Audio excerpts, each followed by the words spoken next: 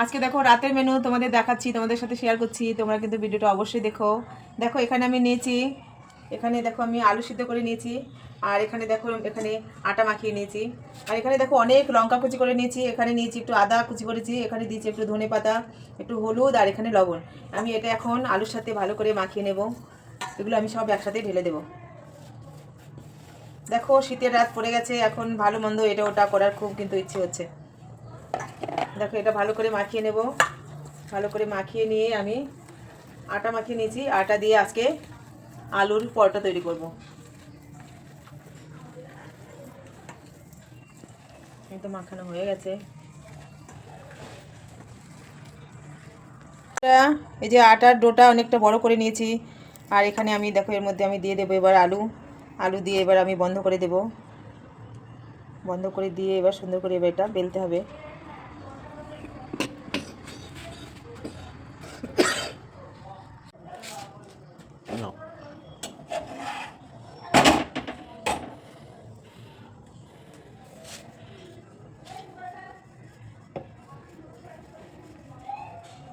এখানে দেখো এখানে একটা বেলে নিচ্ছি, আর ওইদিকে আমি তাওয়ার মধ্যে একটা দিয়ে বসিয়ে দিয়েছি।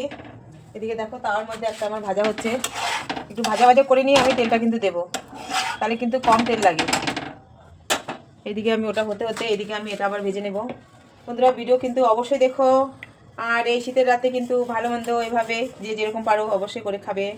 আর যদি মনে করো আমাদের সাথে যোগাযোগ করবে, আমরা পার্সেল করে পাঠাবো, তাও কিন্তু আমরা করতে পারি। যদি তোমরা যাও তাহলেই আমরা পারি। আর ভিডিও কিন্তু প্রথম থেকে শেষ অবধি দেখবে, আর একটু কমেন্ট করো প্লিজ, আমাকে একটু সাথে একটু হেল্প করো আমাকে। দেখো এখানে দেখো বন্ধুরা পরোটাটা ভাজা ভাজা হয়ে গেছে। এবার আমি পাশে দিয়ে তেল দিয়ে দেবো, সাদা তেল। এভাবে দিলে কিন্তু অনেকটা তেল কম লাগে, আর সুন্দর ভাজা হয়ে যায়। দেখো সুন্দর কালার এসছে, এখনও তো ভাজাই হয়নি। এবার আমি পরিবেশন করতে পারবো। গরম গরম খেতে কিন্তু সস দিয়ে সেই লাগবে। এই দেখো সস নিয়ে এসছি, আর একটু একটু গোলমরিচের গুঁড়ো একটু ওপরে দিয়ে দেবো, আর সস দিয়ে কিন্তু খেতে সেই লাগবে। দেখো কম তেলে কিন্তু অনেকটাই হয়ে গেছে।